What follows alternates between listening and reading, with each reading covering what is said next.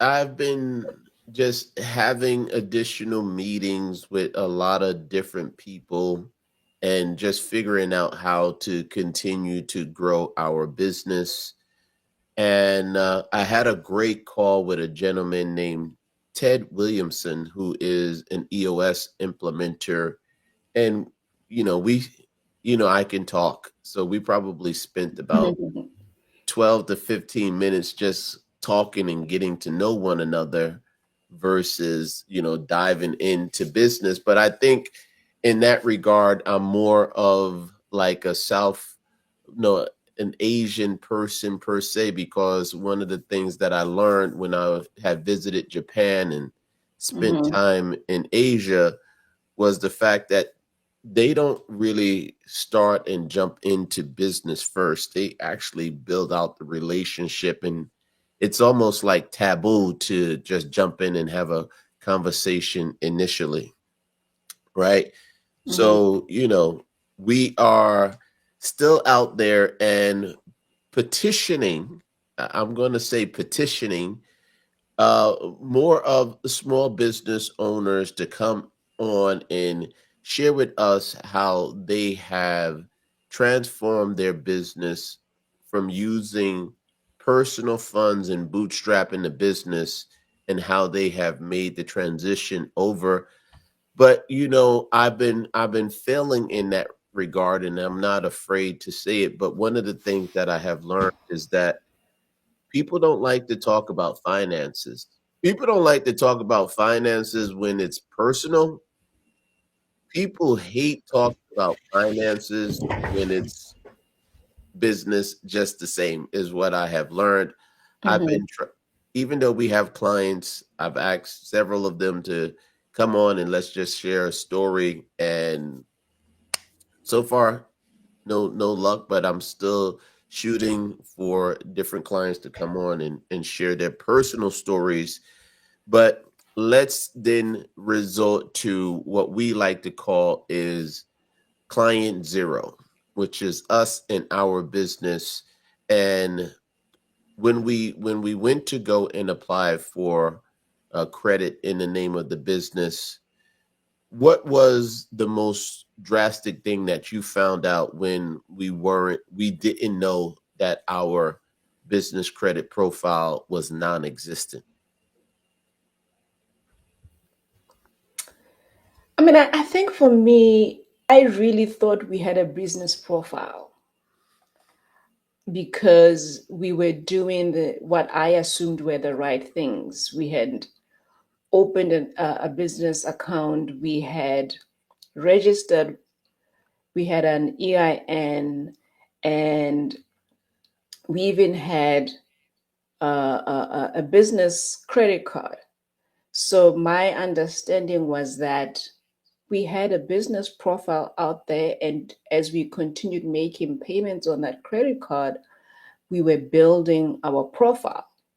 So Hmm. to be told, actually, you don't really have a profile was just like, what have I been doing all these years? Like, what are you telling me? And it's difficult because a lot of times as a business owner, you really try and be intentional on the things that you do to really help your business. So when Mm. you genuinely believe that you've been doing this step that you know is important for your growth because it opens more doors for you financially, and when you're being told, actually, there's nothing there, you Mm. literally feel like they've literally yanked all of that financial potential that you were eyeing, and you're saying, okay, what do I need to do, or where do I need to go to change this so that this can be corrected? Yeah. Well, I, Yeah. I I I think the initial feed into it was denials, right? Yeah. Yeah. So denials, and I tell this story quite often to anyone who is willing to listen. Is it wasn't really the denials because we thought that we had done it correctly, and gotten credit cards that had the business's name on those credit cards. So if anything, I'm not looking for an affiliate or sponsorship, but shout out to Credit Karma, because I probably would not have been paying as much attention to the fact that on a monthly basis, our credit score was going high and low, high and low, high and low.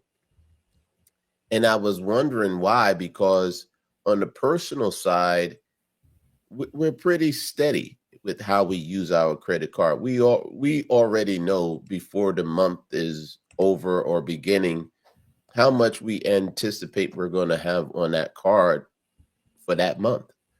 Mm. Like we know that. Yeah. So when I started seeing, Credit Karma was sending me emails saying that my credit score had gone down, that's when I came to realize that, hey, something is going on here, right? So I pulled the credit report on the personal side, and I saw one particular entry that was tied to the business. And I'm saying to myself, when I applied for this credit card, right? When I had applied for this credit card, I used the EIN number for our parent entity, right? Yes, I believe, or maybe I don't believe I gave them my social security number, but I probably did, right? And I applied for a business credit card, and it came back and it said, your name plus your business name on the credit card. So I was quite surprised and shocked when I came to learn that that business credit card, I had given it a personal guarantee, which at that point in time, I wasn't as against personal guarantees as I am today, right? Hmm. But I didn't know that that was going to be showing up on my personal credit score, which is what I absolutely didn't want to have happen, because I didn't want the business to be pulled down. Well, I didn't want the personal score to be pulled down Yeah. by our business. So I'm glad to know that we have that problem resolved.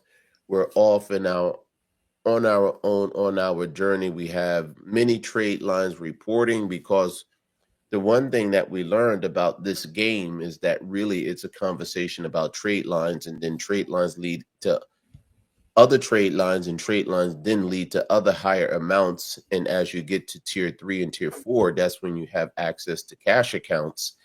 And I think cash accounts are what all small business owners are looking for when they are talking about financing for their business.